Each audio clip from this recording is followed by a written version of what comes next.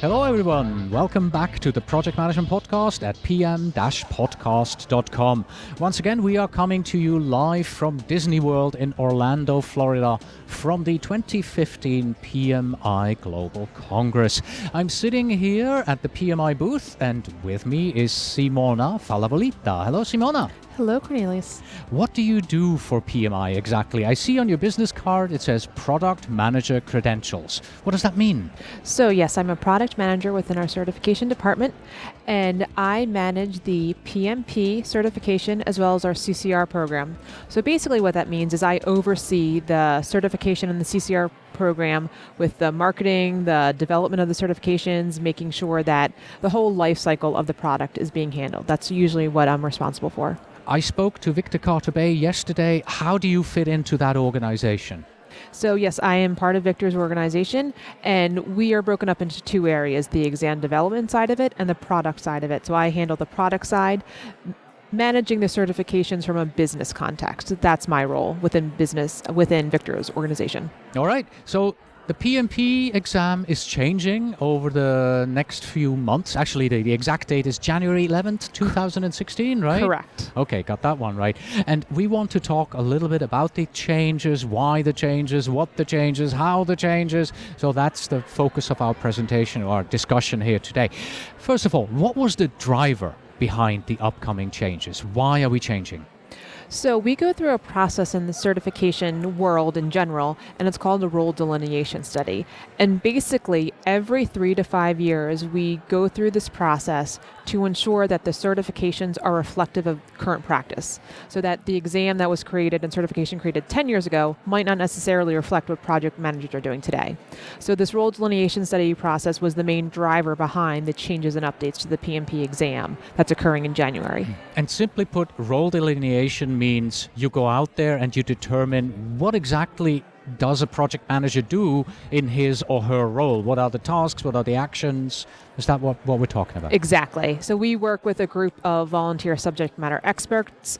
We do surveys with the larger industry and field to get feedback on exactly what you're doing and validating as project managers. What are your responsibilities? What's critical for project managers to know to exceed and succeed in their role? All right. How long does something like this take? So on January 11th, the results of all of this is going into action. When was the role delineation study started? That seems to be the kickoff point, right? Correct. The role delineation study is the start of the process, and it is a fairly lengthy process. We originally began this at the end of 2014 is when we started the process. So when we brought together the core group of SMEs we worked with, they start to discuss the current exam, see what needs to be updated, what needs to be changed. They talk about the profession, what's happening in the profession that might influence the exam. And then over a series of months and various meetings, they'll make refinements to the exam content outline is what most people are familiar with. And then we send out their work to the larger industry for validation. And then after that point, once we get the finalized exam content outline, we then have to go through the process of actually developing questions that relate to those new tasks or the changes that had been made to the former exam content outline. Right, so end of 2014, beginning of 2016, so that's like 14, 15 months duration? Yep. That's quite a lengthy project. It is. And at this point, we probably also want to make it absolutely clear that the PMP exam is not based on the PMBOK guide. The PMP exam is based on the exam content outline. However, the PMBOK guide is something that if you want to pass the exam, you definitely have to read it because it outlines the framework for project management. Absolutely, and that's probably one of the top misconceptions about the PMP exam is that people believe it's a test of the PMBOK guide. That's the CAPM. Correct. The CAPM is a test of the PMBOK guide. The PMP certainly, as you said, incorporates the PMBOK guide. It is a invaluable resource that we use in developing exam questions and using it as a reference for the exam, but there is certainly much more that we use in developing the PMP exam because it's the role of a project manager. It's experiential based. It's not necessarily do you know this term or this process. It's how to apply those things in a practical setting. Yes, and I always tell my students, yes, you can read the PMBOK guide, but be prepared that on the exam, you're going to get a question that you go, I never saw this in the PMBOK guide, and you never will, because There are also resources from outside of the PMBOK guide that are used for question development. Absolutely, and that's why it's so important to focus on the exam content outline as you're studying and preparing for the examination. And really, certainly the PMBOK covers many of those areas, but if there are specific areas that we don't go into much detail in the PMBOK guide, that's where you want to turn to other resources that might have more detail on those areas. Right. PMI is currently very focused on the talent triangle. How is the new exam content outline and the talent triangle, are they matching up? Are they meeting anywhere?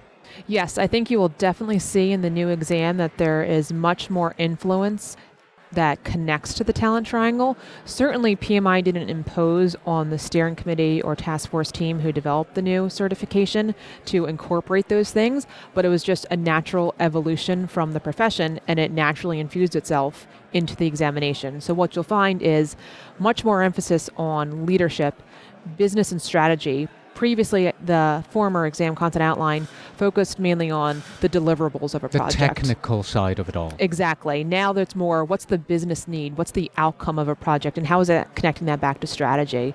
One key area that really shows the emphasis on those three areas, specifically the leadership and the strategic and business management, is if you look at the cross-cutting skills and knowledge areas that's at the back of the exam content outline, I think we increased that from 20 to 39 or somewhere around there. About it. So there's much more of that infusion of the core overall knowledge and skill areas around leadership and business and strategy that will influence the larger exam. Who actually writes the updates? You mentioned there is a group that works on this? So we have a formal volunteer group, steering committee and task force team who we work to specifically go through the exam content outlines and help us with the role delineation study. But then we also work with volunteers who help us author, review all of the exam questions for the PMP. So every single question on the PMP exam has been written, reviewed multiple times, very, very many times. Every single item is reviewed by current PMPs. All right. Since the exam content outline is changing and the exam is changing, that means new questions are being introduced into the exam. What percentage would you say of questions are going to be new on January 1st versus January 10th? Yes, there's definitely new questions coming into the exam. Many of them will be driven by some of the new tasks we added to the exam content outline. So I think in total there were 8 new tasks that weren't previously on the former version of the exam content outline. So that would drive about 20-25% of the exam change would be as a result of those. So 20-25% of the 200 questions would be driven from those.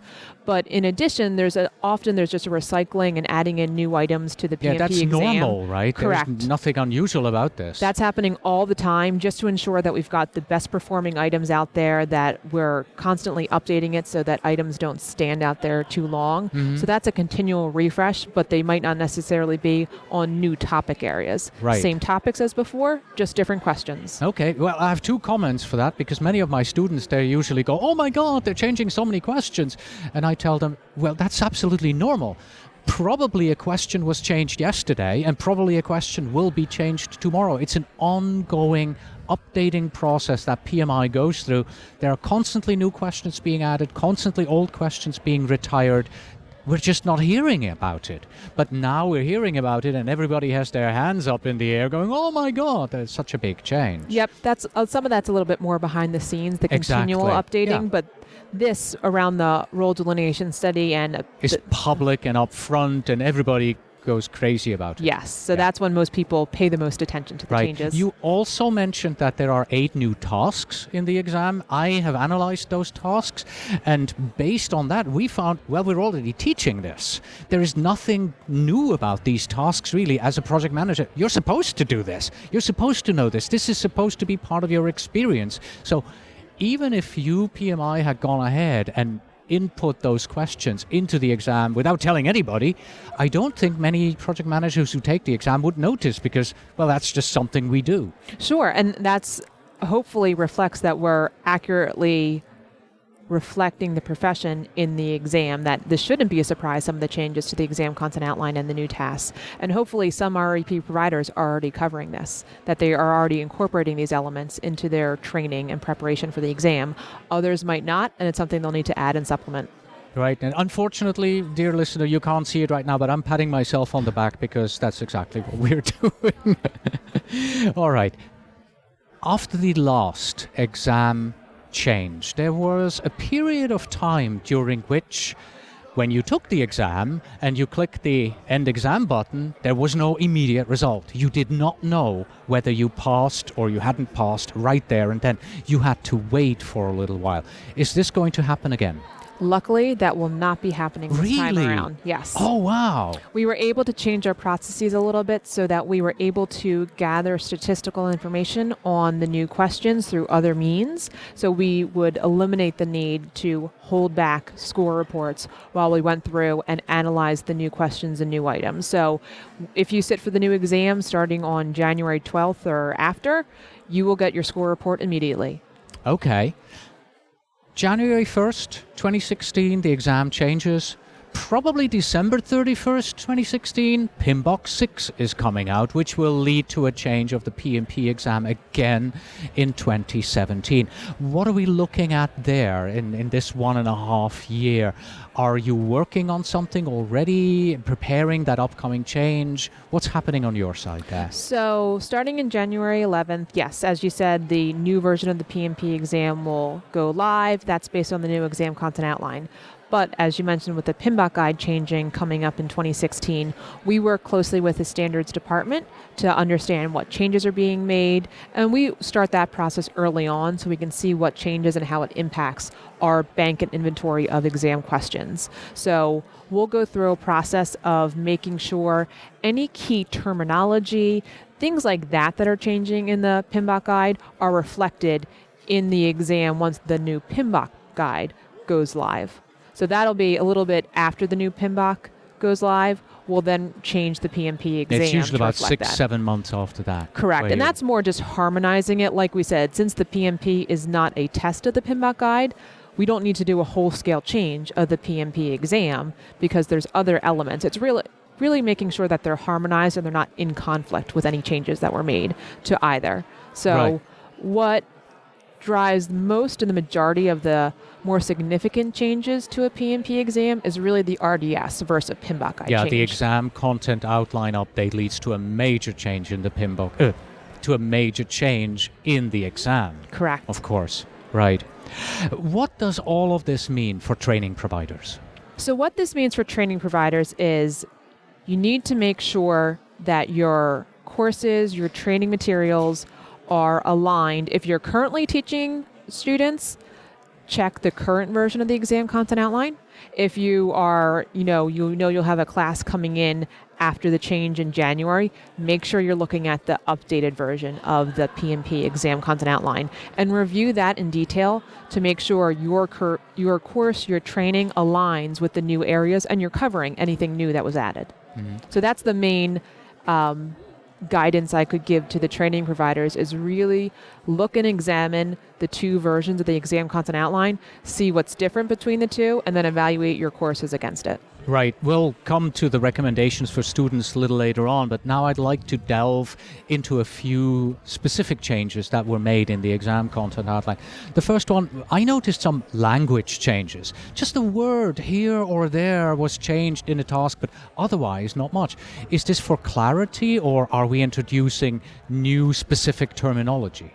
I think it's more for clarity. It just helps to ensure that it's more reflective of what's actually happening in practice. And in some instances, it may help us to create new questions that maybe if the prior version of the task was a little too specific, tied to something very specific, a process or a plan, if we change a word there, it may allow us to open up the questions that we could write to that particular task area. So those wording changes are not something so drastic that you will really notice in the exam necessarily, but it helps in future questions that we write for the exam to infuse those changes into future questions. Mm-hmm. And while those changes were very specific, other changes are very broad. For example, in the cross-cutting skills, business acumen was added, knowledge management, applicable laws and regulations. These are very broad terms. Where can people learn more about those terms if they are currently preparing for the exam and they know exactly, oh, you know what, my exam is going to be in the middle of January, so I'm going to be taking the new exam? I think for the cross-cutting knowledge and skills, like you said, they're so broad.